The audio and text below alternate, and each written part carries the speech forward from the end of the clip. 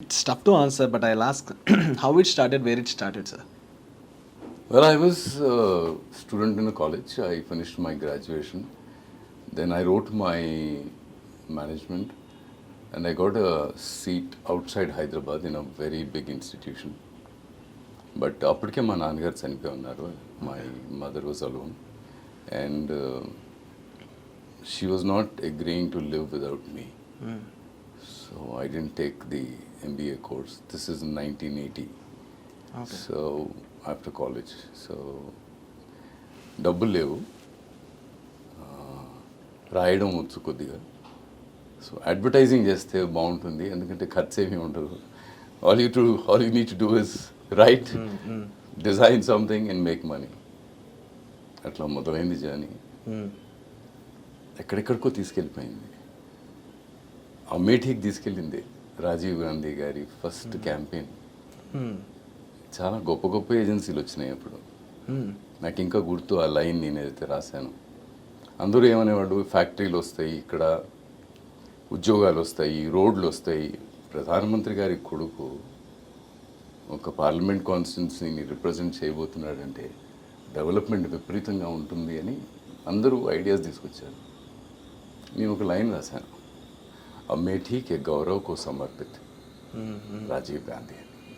అంటే మీ గౌరవానికి అంకితం అయిపోతున్న రాజీవ్ గాంధీ ఇక్కడి నుంచి నిలబడుతున్నాడు అన్నది చెప్పాను. ఆ పోస్టర్ ఇప్పుడు దాకా కూడా వాడుతున్నారు ఆ కుటుంబంలో చాలామంది సభ్యులు. So destiny, it's nothing to do with me. Everybody is good అన్న. Everybody doesn't get opportunities. కొంతమందికి అవకాశాలు వస్తాయి, ఒక్కోసారి ఆ అవకాశాలని మేబీ మనం ప్రిపేర్డ్గా ఉండమేమో.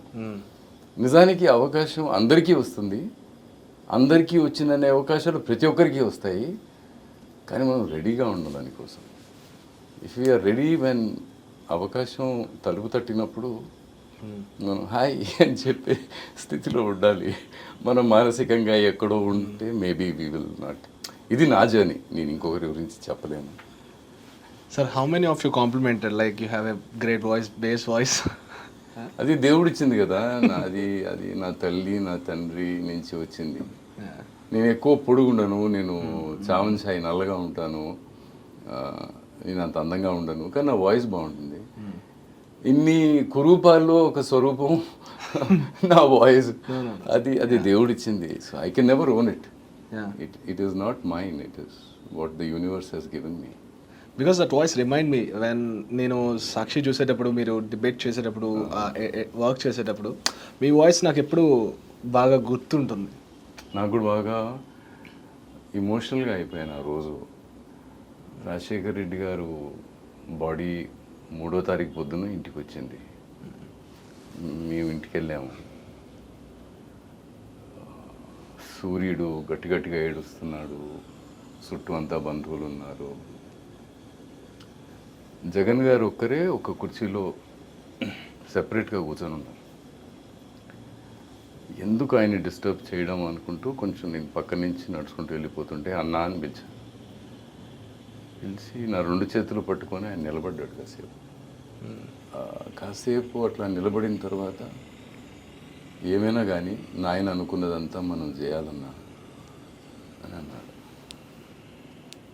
అంతే. నేను ఆఫీస్కి వచ్చాను. ఆఫీస్కి వచ్చేటప్పటికల్లా మరి శూన్యమైపోయిందంతా.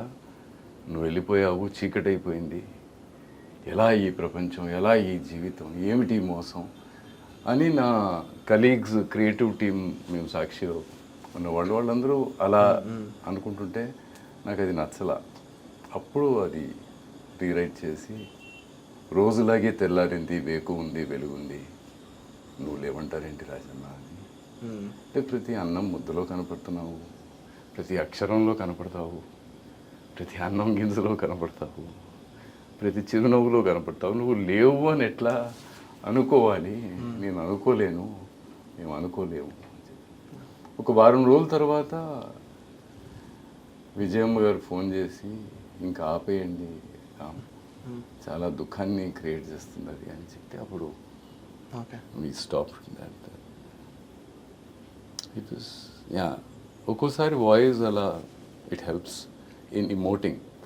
ఏ వాయిస్ అయినా ఇమోట్ చేస్తుంది. తప్పు నా వాయిస్ చేయగలిగింది అన్నది కాదు, ఎవరైనా చేయగలుగుతారు. కానీ కొంచెం దీర్ఘమైన భావాలు, లోతు ఉన్న భావాలు ఏమైనా చెప్పాలి అనుకున్నప్పుడు yeah I think I'm an actor.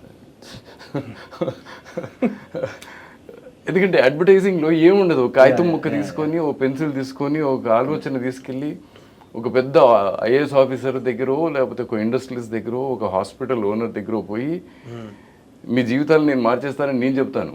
వాళ్ళు అప్పటికే చాలా గొప్పోళ్ళు, వాళ్ళకి మనం చెప్పడం ఏంటి అంటే ఏదో నాటకం చేసి జీవితంలో ఇక్కడ దాకా వచ్చాను కాబట్టి ఆ నాటకం ఇంకా కంటిన్యూ అవుతుంది.